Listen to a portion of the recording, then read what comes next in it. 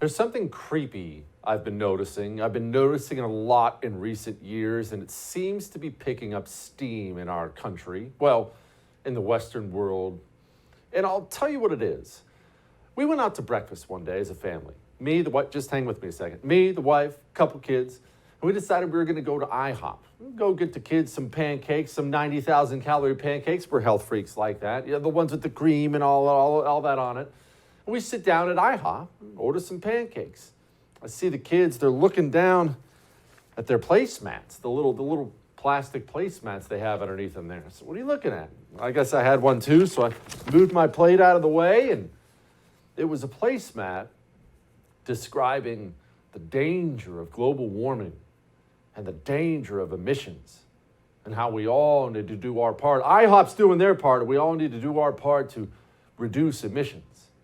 And the kids started asking me questions about emissions and whatnot, and I, of course, educated them on this crazy communist scum and what they really want. But it occurs to me the massive death cult of climate change, the climate change death cult. And remember, I call it that because if you were to give these people what they wanted, they would cause more death than Hitler, Mao, and Stalin combined. Significantly more death, especially in developing countries, third world countries.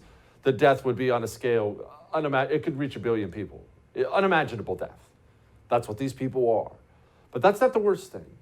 The worst thing is this has crept into every single part of our daily life now. Think about this. I was eating pancakes. When's the last time you watched a TV commercial talking about emissions? CO2, climate change, warming, the warming out there. Look, as somebody who hates all the filth on television, I'll tell you, oftentimes if we watch TV as a family, we usually don't anymore, but if we watch TV as a family, I would go to either cooking shows, which I enjoyed, or nature shows, right? What's the harm in that? Hey, there's a new nature special out. You can't even watch nature shows now without being waterboarded with emissions. Here's a picture of a sad-looking polar bear. He probably won't be with us next year, and it's because of your SUV. This climate death cult not only exists, it has gone super, super mainstream. It is everywhere now. I'm going to tell you a little secret. CO2, what you're breathing out right now, you ready for this? It's not bad for the earth. Plants, trees, actually, they breathe in CO2.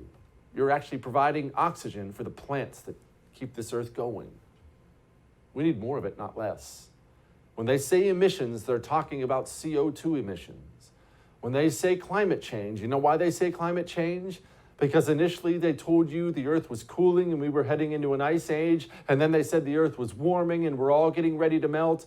And now, since they've been found out to be liars 1,000,000 times, they simply say climate change, so you don't know what's going on. And again, it's not that this death cult exists, it's that this death cult is everywhere.